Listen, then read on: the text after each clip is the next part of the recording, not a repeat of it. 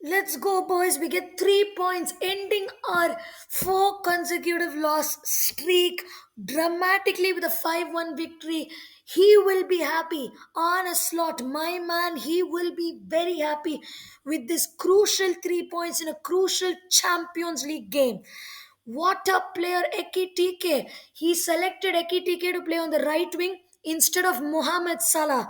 And that paid off. Brilliant team selection from Arne Slot, leaving even Kirkes out to play vice captain Andy Robertson on the left, who played well, dictating the play, dictating the tempo from the left. Oh boy, Cody Gakpo.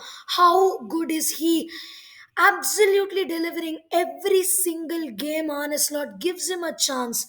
And Gravenberg's absence, proved to be a very disappointing thing for Liverpool fans because he was the perfect player in the midfield. But Wirtz, two assists, perfect game for him. This was the time to deflect on the criticism and score.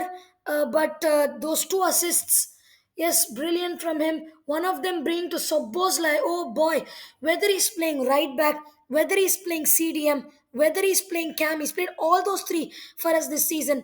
Oh boy, has he delivered! What a banger for Soboslai against Frankfurt. And then this dynamic duo who do so much things for us in defense have done it for us in attack to break that losing streak with a couple of dramatic headers. We've now scored three headers in the Champions League, but boy, one worries me. Mo Salah's performance. I think he will come good against Brentford. We need him to come good. And another player along with Mo Salah to come good is Alexander Isak. He's not really been brilliant, but he will come good. He's gonna play well against Brentford.